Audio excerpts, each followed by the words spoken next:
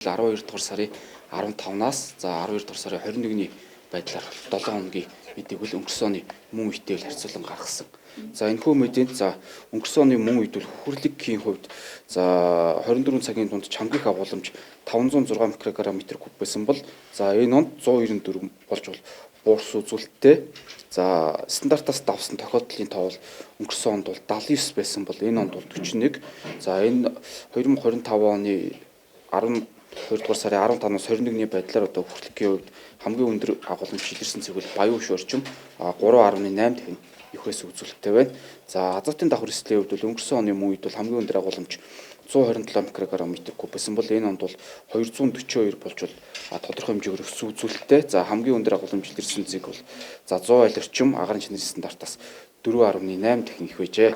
За PM10 тоосон цэрийн хувьд бол за өнгөрсөн оны мөн үед бол 434 микрограмм метр куб байсан бол за энэ онд бол 288 микрограмм метр куб болж буурсан үзүүлэлттэй. За хамгийн өндөр агуулмж илэрсэн цэг бол хайлаас орчим агаарын чанарын стандартаас 2.8 дахин их байсан байна. За PM 2.5 тоосон цэрийн хувьд бол 24 цагийн дунд чамгих агуулмж өнгөрсөн оны мөн үед бол 451 микрограмм метр куб байсан бол энэ онд 387 болж буурсан үзүүлэлттэй.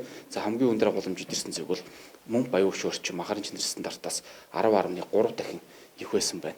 За нүрс төрөгчийн дутуу эслийн хувьд бол за хамгийн өндөр агуулмж илэрсэн цэг бол зурагт орчим илэрсэн. За 7117 микрограмм метр куб буюу агаарын чанарын стандартаас 1.7 дахин гэж ерөнхийдөө тус гарсан байгаа. За ерөнхийдөө бол одоо өнгөрсөн оны мөн үетэй харьцуулахад бол за азотын давхар эсэл тодорхой хэмжээгээр өссөн үзүүлэлттэй, харин хөхрөлгийн PM10, PM2.5 нүрс төрөгчийн дутуу эсэл бол ерөнхийдөө бол тодорхой хэмжээгээр бол буурс үзүүлэлттэй гарлаа. За мөн агаарын чанарын индексээр бол мөн давхар мэдээлдэг байгаа. За нисэх орчин бол ерөнхийдөө бол 7 хоногийн туршид бол цэвэр болон хэвийн гэсэн юм үзүүлэлттэй гарлаа.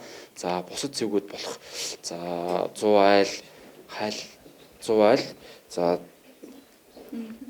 амгалан баруун дөрвөн зам, 1-р хороолол, цахилгаан станц, шархад гэсэн цэвгүүдэд бол бага бохирдолтой болон бохирдолтой. За Баян Хөш орчим бол маш их бохирдолтой гэсэн юм бол статистик тоо мэдээлэл гарсан байгаа.